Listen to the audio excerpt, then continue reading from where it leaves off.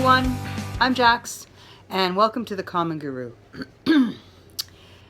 This is way outside of my comfort zone, talking to you in video and recording myself, and it has taken a lot of work in regards to the law of attraction to be able to get it to this point where I'm talking to you right now. Actually, in fact, the first time we tried to do it, I was not comfortable enough just to talk to you ad lib and like by myself. So I read my first post from Steemit and I read it out loud. It was so boring. I was in there going, oh, couldn't actually listen to myself talk.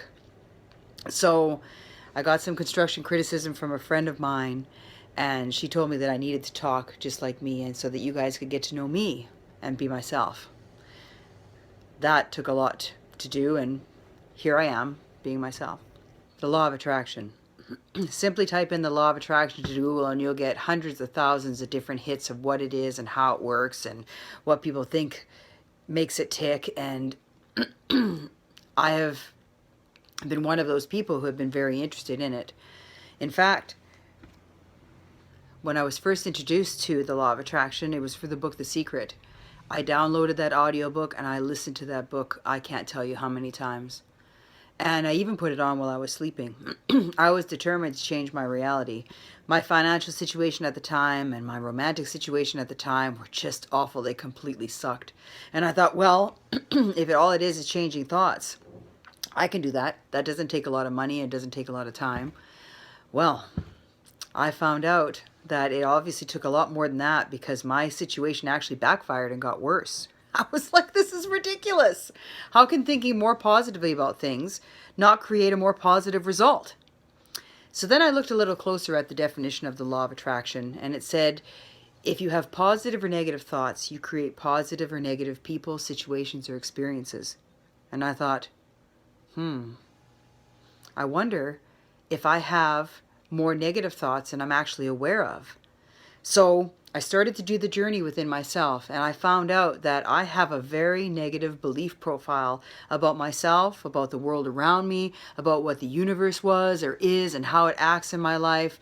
And it was no wonder that when I started to actually think about what I wanted, that things started to backfire, because in my fear and my insecurities, they all came up, and all I was focusing on was what I didn't want.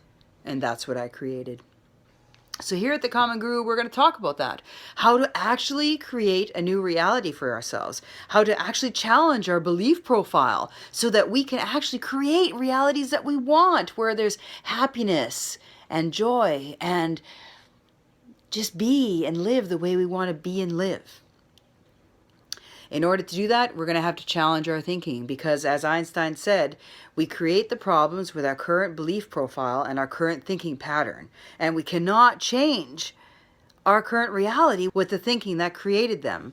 So if you're actually not willing to change your way of thinking or to challenge yourself, you cannot solve your problems, because you're trapped in the same thought process and the same belief profile.